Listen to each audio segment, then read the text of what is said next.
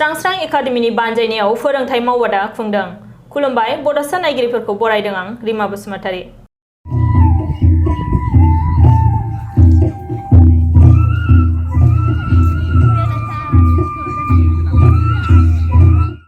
क'क्राझार जिल्लानि सालाकाथि हालामनि सासे मख'जाथाव समाज सिबियारि सुदु ब्रह्मनि दैदेननाय स्रां एकाडेमिया दासान्दि समाजनि मोजां खामानि मावनायजों लोगोसे उन्दै गथ'फोरखौ मोजां लामा फारसे दैदेनलांनाय आरो मोसानाय गेलेनाय बायदि बिथिङाव आखा-फाखा खालामनायनि बाखनायथाव खामानि मावगासिनो थानायखौ नुनो मोन्दों।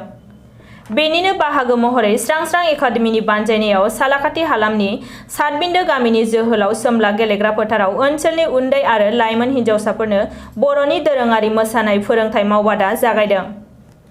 बे मोसानाय फोरोंथाय मावबादायाव फोरोंगिरि महरै मिरु दुलाराय बर' फरायसा आफादनि हारिमु नेहाथारि आरो सासे मुंदांखा मोसाग्रा फोरोंगिरि दिलीप नार्जारिया बाहागो लानानै उन्दै हिन्जावसा आरो लाइमोनफोरखौ बर'नि गुबुन दोरोङारि मोसानाय जेरै मोसाग्लांनाय, दावस्रि देलाय, बागुरुम्बा मोसानायखौ फोरोङो।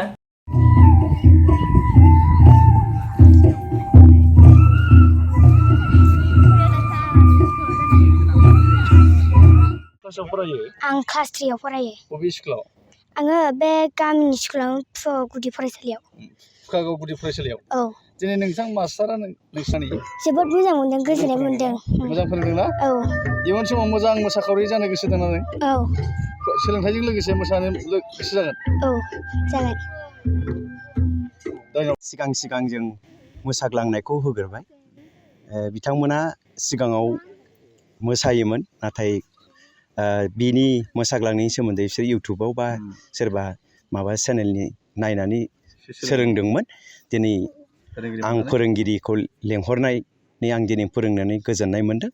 बिथांमोना जानजि आखाइ फाव फेसनफ्रा दंखायो, एसे माने मोनसे मोनदेरनायबानो मोजां जागोन। दा आं एसे मोजां मोनदों, नाथाय बिथांमोना गोसो गुदुं।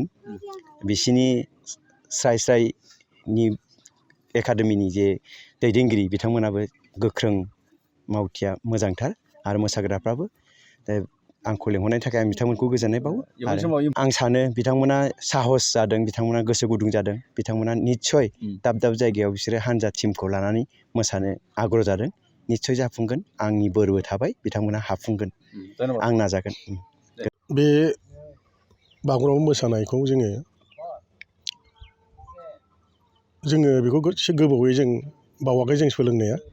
दिनै जों सारखौ मोनबोना खोब गोजोनदों। जोङो बिथां दिलीप नार्जारिखौ जों मोननानै गोजोनदों। दा जोंनि मोसानायखौ जों कन्टिनिउ लासिगोन, माने रबिबाराव लागोन आरो जों जोबजासिम माने बेखौ जों रोंजासिम बेखौ जों सेस्था खालामगोन। माने 125 जन दङ माखासे, ओमफ्राय बे दा परिखा दं नालाय, बे परिखा जों एसे बिसोरखौ बादा होदों। लोगोसे फरायनायखौ गोनांसिन लानानै जों दिनै समाव एसे खम जादों आरोखि। दा बेनिखायनो जोङो बे जायगायाव जोङो फ्रियै फोरोंगासिनो दं। लोगोसे जों बेहाय मा होनो, जोंनि बे ओनसोलाव गथ' गथाया खोब इन्टारेस्ट दङ, फैगोन। नै दा माखासे माबानि समाव परिखानि समाव एसे खम जादों। माने जों बहुद गोसो दं आरो नाजागासिनो दं। बेनिफ्राय साबसिन हामसिन जोङो खालामगोन। फुटबल दासिम जागासिनो दं। जों बेखौ दिनै लाथ'वाखै, माने फुटबल दं, काबादि दं, जों बेखौ कन्टिनिउ लागासिनो दङ। आं समाजनि बे गामियाव एसे गोरिब न'खरफोरखौ आं नायनो मोजां मोनो। उखैनायखौ आं नायनो थानो हाया, आं गोसो जानानै होयो। आं बेखौ माखासे जिनिसखौ खिन्थानाय जाया। बे आं खोब बिदिखौ मोजां मोनो मावनो। खाबु दङ, जोंनाव दा चिरांबो फैयो दङ। जोङो बेवहाय जों बयखौबो वेलकाम खालामो बेखौ फैनो थाखाय।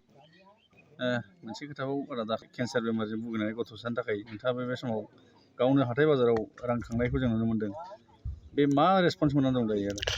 बेयो खोब मोजां। आं फिल्डआव गिदिंफादों, आंनो खांफादों। मा होनो जोंना बे थिनालि, ओमफ्राय बे मा होनो हाथाया सालाकाथिया, ओमफ्राय क'क्राझार जों गिदिंजोबदों। बयबो आंनि आन्दासाव बयबो अनो। जों सानथामसो खांनायावनो एसे नांगौ बायदि मोन्दों जोङो सरकाराथ' खालामखागोन एसे आइडिया दं खालामगोन दिनै प्रमद सारआ नायगासिनो दङ आं एसे मिथियो आरो जों जथ'हाय बयबो होलायनांगौ जों माखासे समाज सिबिग्राबो होनांगौ सरकारबो होनांगौ आं बेखौ हास्थायो आरोखि बिथाङा दा खोब असान्थियाव दं माने फारसे फरिखाबो दं फरिखा होगोन एबार मेट्रिक होगोन माने खोब उसुबिदा न'खरा आं बेखौ निउसाव नुनानै आं बे जिनिसखौ जोंनि सांसां एकाडेमियाव सानब्रबनाय मिटिं जानानै जों बेखौ खालामनाय जादों आरोखि बे हाबाफारि खांनायखौ 2022-2023 सोलोंथाइ बोसोरनि थाखाय चिरां जिल्लानि बेंटलाव थानाय मोनसिम सिब्राय इंलिश स्कुलाव नार्सारिनिफ्राय थाखो 8 सिम फरायसाफोरनि मुं थिसननाया सोलिगासिनो बे फरायसालियाव हौवासा आरो हिन्जावसाफोरनि आलादायै थानायनि राहानि थाखाय हस्टेलनि खाबु दङ गोजौ सोलोंथाइ लानाय रोंगौथि गोनां आरो मोजां फोरोंथाइ मोननाय फोरोंगिरिफोरनि गेजेरजों बे स्कुलाव फरायसाफोरनो सोलोंथाइ होनाय जायो Computer and Science Laboratory, Games and Sports, Physical Education, Smart Class, Art and Music Class, Coaching आरो टिउसननि खाबुखौ बे स्कुलाव मोननो हागोन गोग्गो आरो गुन गोनां सोलोंथाइ मोनहोनायनि थाखाय मोनसिम सिब्राय इंलिश स्कुलाव मुं थिसननायनि खाबुखौ लादो आबुङै मिथिनो थाखाय 99548525542 94357592226 आरो 60018993887 मबाइल नाम्बाराव फोनांजाब खालामनो हागोन